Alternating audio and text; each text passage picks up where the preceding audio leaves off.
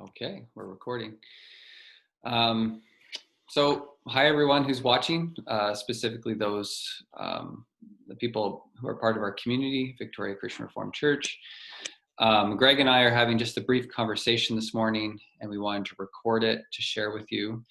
It's just about the reopening plan of our congregation, or at least how we are going about having those conversations.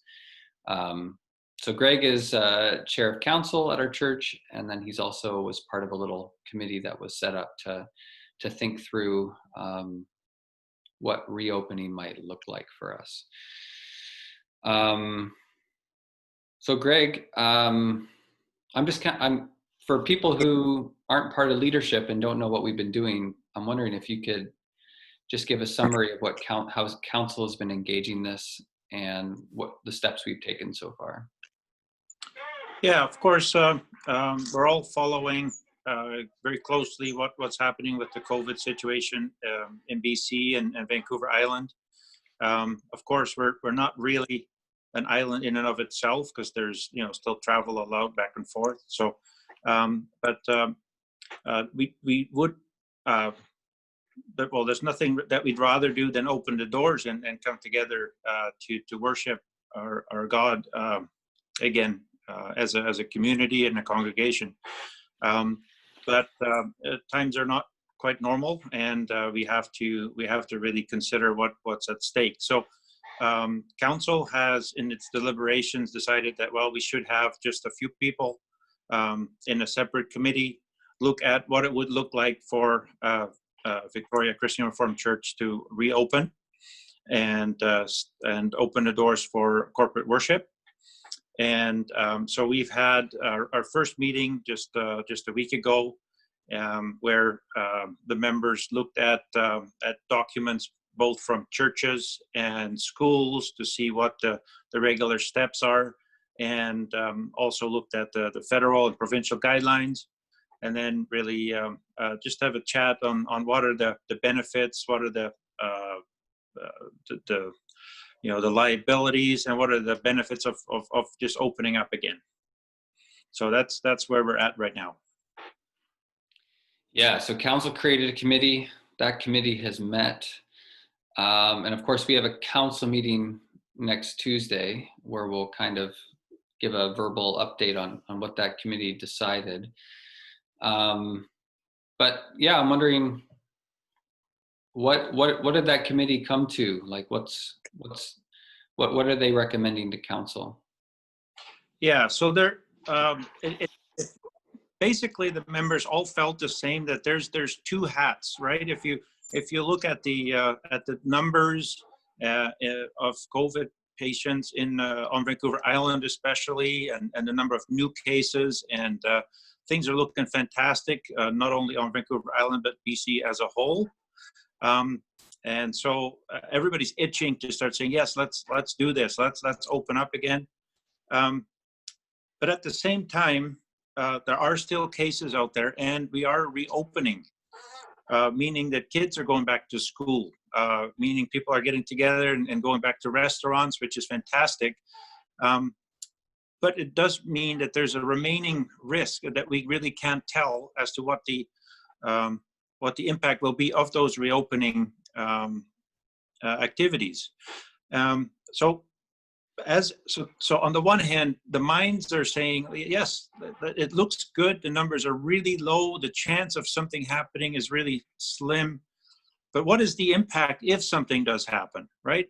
That's the real question. And the impact is not good. We are, like many churches, we are an elderly church. Obviously, they're the vulnerable part of our society, and there's a lot of risk there. And the risk is not just getting sick. No, there's real consequences to catching this disease. And so primarily the other hat that we wear is like, our heart says, like, how do we deal with if we were to open early and we do catch something, like, how do we deal with that? And I don't think I would deal with it well, and neither did the members of the committee. So in an abundance of caution is really what it is. We said, let's just wait a while. Like, we are situated on a fantastic island. The parks are open again. The weather is coming around. We can go outside and enjoy nature here and socialize somewhat. So the cost of staying closed a few more weeks really isn't too high a price to really be sure that we're not taking any risk that we shouldn't. So that really is the personal decision making. Then there's also a little bit of a administrative / organizational decision making, in that we have a few organizations renting our church, like the Korean church, the after and preschool. His kids. Yeah, his kids, and and PCS would like to use our facilities, and those are also under our responsibility, and we really don't have people to start supervising to make sure that that's all done properly and with the proper care, proper procedures. So we felt that if we start opening up, we need to let them also open up, and we really didn't feel comfortable stepping into that at this time either. Right. So yeah, so those are two of the main areas as to why we decided, well, let's just wait a while. Let's just wait a few more weeks to see the impact of the reopening, to see the numbers. I mean, what yesterday, four new cases in BC. I mean, it's fantastic. We've done, as a whole, wonderfully in isolating here in British Columbia. And I hope that these numbers hold up so that when we do open up our doors, everybody is welcome. There's no risk greater than what there was before, and we can just all enjoy without having to, worry about, I'm a little bit too close to him or a little bit too close to her, and should we really be singing or not? Right. So it's that committee is advocating for the reasons, and I think you articulated, the will of that committee really clearly. And advocating sort of a slow approach to this, where we really are cautious over the next couple of weeks, and then we have a meeting set up with that committee again in probably 2 weeks, where we'll reassess that decision, and with new information, perhaps make some new decisions. Yeah. So, I guess what you just said has to get now presented to council. And council could have pushback on that, right? Absolutely. They could say, no, go back committee and come up with the plan a little bit faster. We think we're ready. But you're just articulating the will of that committee. Absolutely. Yeah. Okay. Yeah. And that's right. I mean, if council says, you know what, it's already been 2 weeks since you met, and there's really no everybody's opening up, everybody's feeling that it's the right thing to do.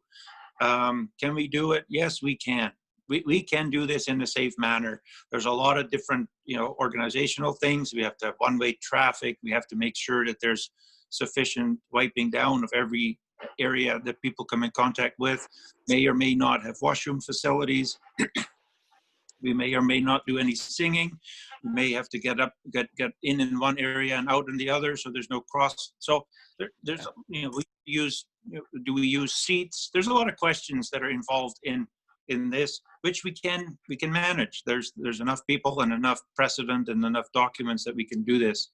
But yeah, who do you invite? Right? We can only meet with less than 50 people, including the worship team. So there's 40 people out of 200. So only 20% can join.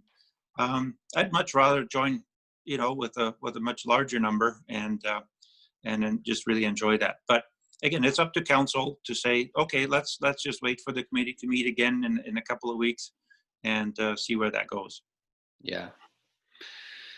Great. Thanks for that update. And I think one of the things I find myself thinking about especially as this continues on and as we don't meet is, what are the things we can do instead to sort of nurture our connection with Christ, with other Christians, sort of encourage one another on.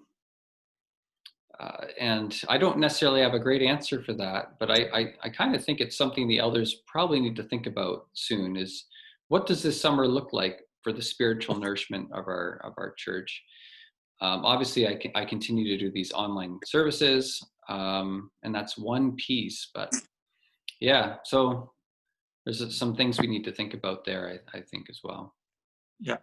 Yeah.